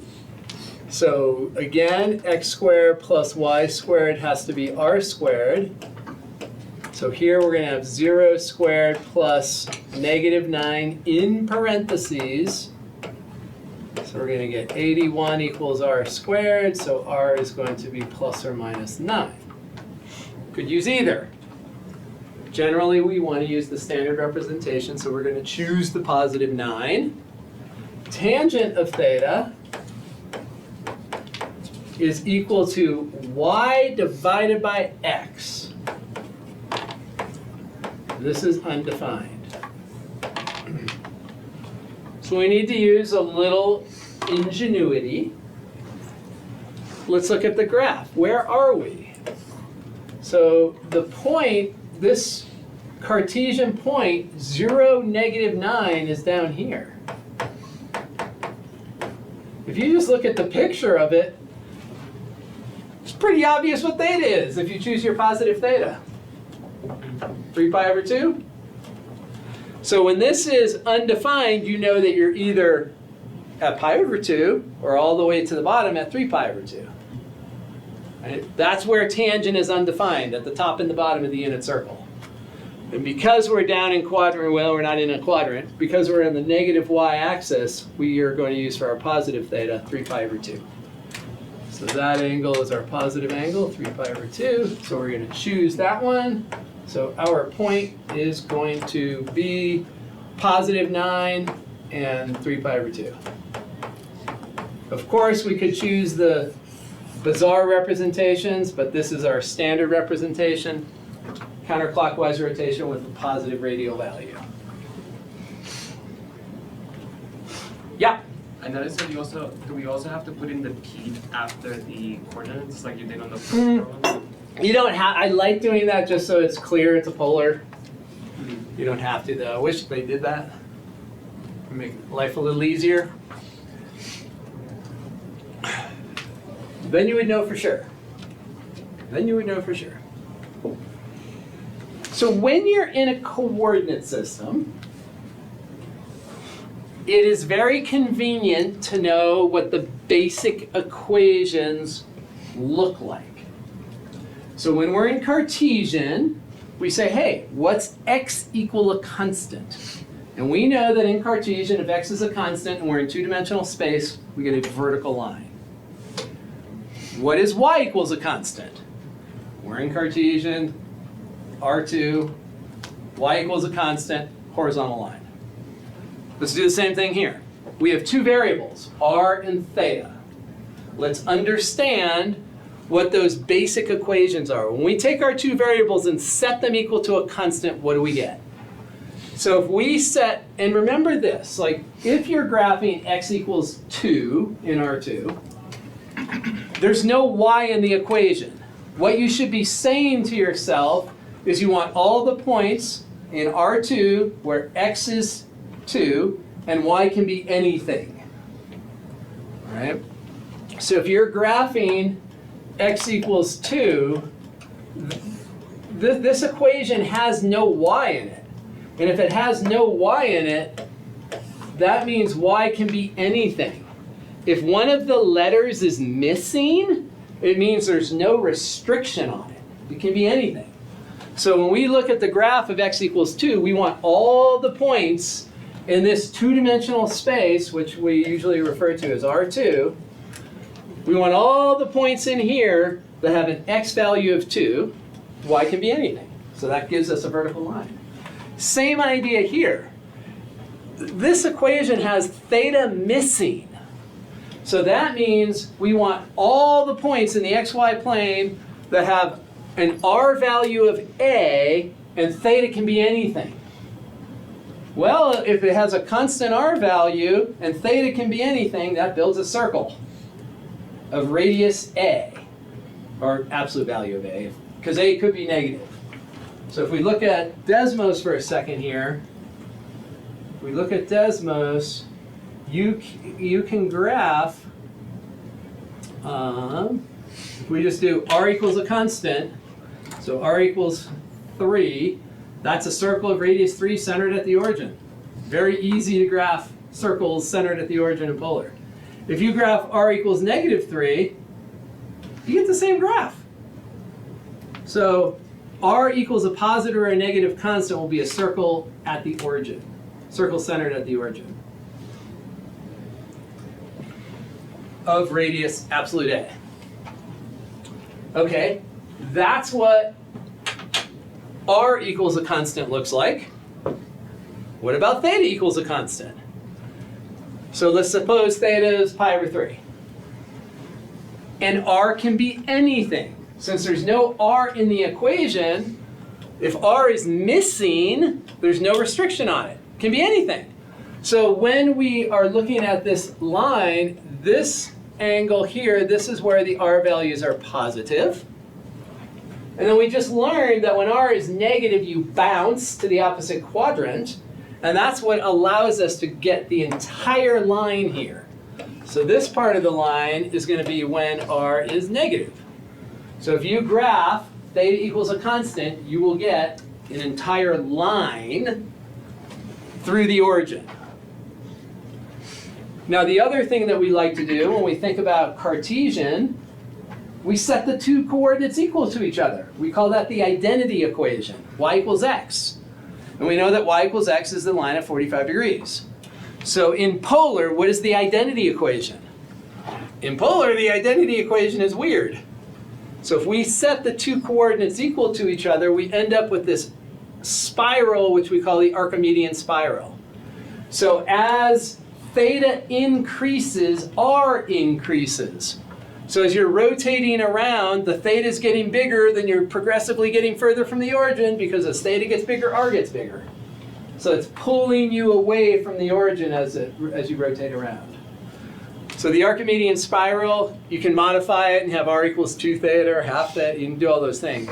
But the general identity equation, r equals theta, gives you a spiral instead of a line.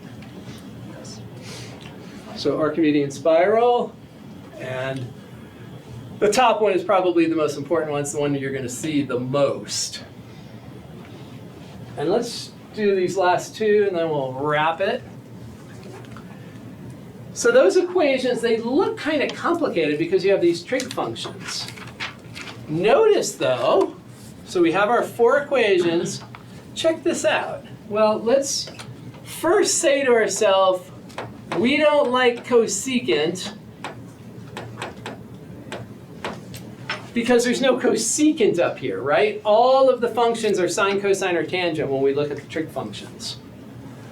And if we multiply both sides by sine of theta, we have r sine theta equals negative 2.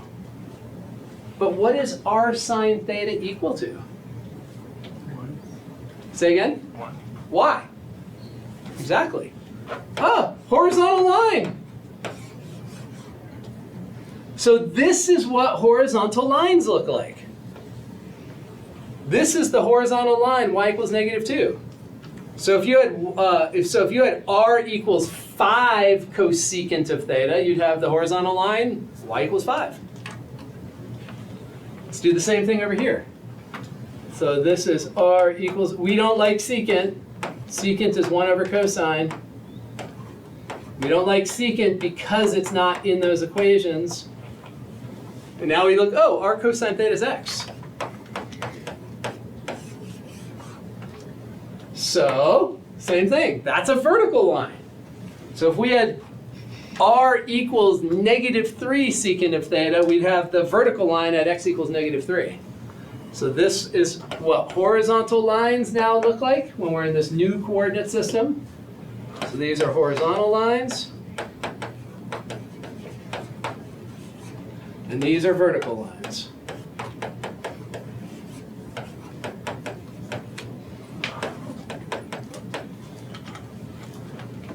Not obvious until you do the substitution. All right, let's stop there. We have 3 days left. 3 days left. All right, I will be sticking around if you have any questions on anything. One more day and then we have a week break, a week to catch up and jam for the final. That's not ideal. I like it when the break gives us 2 weeks after. It all depends on the sun and the moon. And I think last year was the same last semester? And I forget, I haven't done the math to figure out, it's always like 2 years in a row where we have this, and then it changes, and we have 2 weeks after break. Just done on a whim. That's what I think. Not on a whim. Not on a whim. Because they always start the semester the 3rd week of August, and so it's sometimes the 3rd week of August will let us have 2 weeks of break, 2 weeks of class after Thanksgiving.